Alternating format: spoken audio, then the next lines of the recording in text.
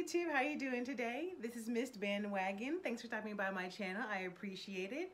If you're new to my channel, then over here we like to talk about anime, manga, and pieces of fiction that aren't necessarily hot new releases, but older pieces of fiction and older fandoms. So in today's episode, we're going to be talking about Book 2 of Ceres Celestial Legend.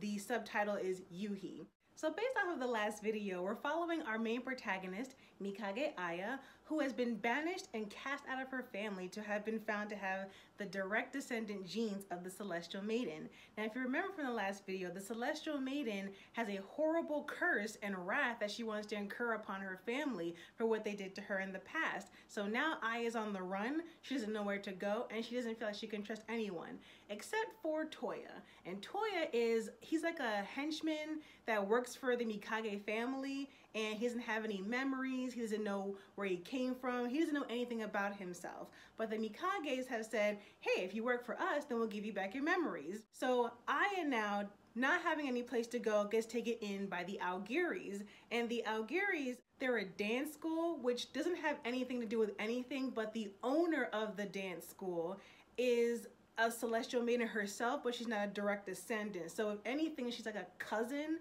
to Aya, but she can like do a little bit of things, like she can do a little bit of mild telepathy, a little bit of telekinesis, but nothing like strong and major. But she's still like somewhat of family to Aya. So she takes her in, and Aya starts living with her and her brother-in-law, Yuhi. And Yuhi and Aya are the same age, so they can go to the same high school, so Yuhi can keep track of Aya so that none of the Mikages can attack her. And Suzumi has imbibed, she's given Yuhi some of her powers in this like Inuyasha sit boy band, so that if anything were to come to any harm to Aya, he would be able to summon a little bit of her power to help Aya out. Now while Aya is safe and sound with the Aogiris, Toya is with the Mikages, and they give him the old Snow White henchman treatment and say, you need to go out and kill that chick. And he's like, okay, I want my memories back, so I'm not going to object. But then he starts to get to know Aya and starts to talk to her, and is like, you know what, I can't kill this girl, she's actually pretty nice.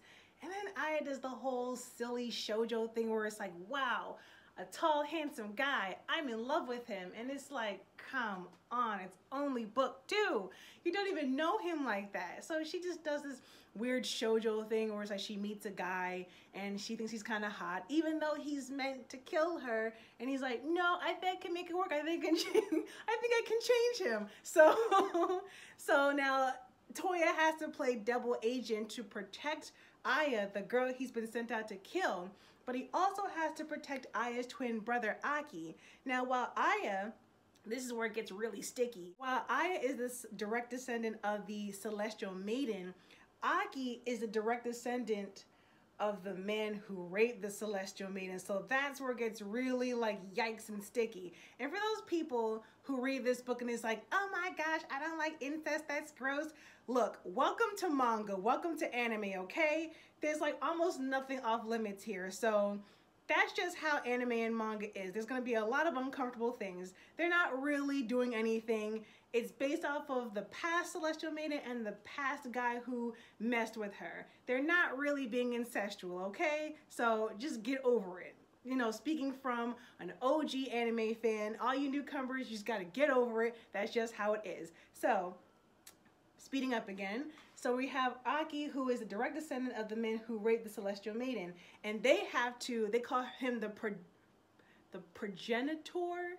Basically, he was the first guy. He's basically the one that if it wasn't for you getting the Celestial Maiden, getting in her pants, then we wouldn't have all the wonderful success that we would have right now, because our bloodline has Celestial Maiden blood. So basically, he's being praised for being a rapist in a sense. But because of that, their family has prosperity and good fortune, and they run a very lucrative business. So they have to protect Aki at all times. He's not just a guy with powers, he is the full-on reincarnation of the founder of the family. So he gets a special treatment. He doesn't get killed. He gets like, you know, the cushy life treatment. So Aki is wondering, when can I see my family? Or where's my mom? Where's my dad? Where's my sister? And he's like, don't worry about that. Just chill in this room and we'll put a pin in that. Now let's go back to the Aogiri family where Aya has no idea what's happening and she's really scared and she's asking questions like, when can I go home? Where's my mom? Where's my dad? Where's Aki? Why would my family do this to me? Blah, blah, blah. I'm scared. Let me do the worst possible thing and go back to where they're looking for me. And I have no one to protect me. And I'm not telling anyone that I'm going because, you know, shoujo. And she goes and tries to confront all the people with guns on her own. And her dad's like, no, wait, this is wrong. This is my little girl. I don't care who she is. I'm not gonna let you kill my girl. But they kill him instead anyway. And so she's like freaking out because like, oh no, what's happening? So now that she realized that she has absolutely no one to rely on, she goes home with her tail between her legs and is like, okay, I guess I'll stay here with you Aogiris, even though you've been nothing but kind to me and putting me up with shelter and food and, you know, making sure that I just don't get in any kind of trouble. Fast forward to the next day where Yuhi and Aya go to school, which I don't get it. It makes no sense. How come they can't go home and they can't go to any other family member's house, but they can go to school?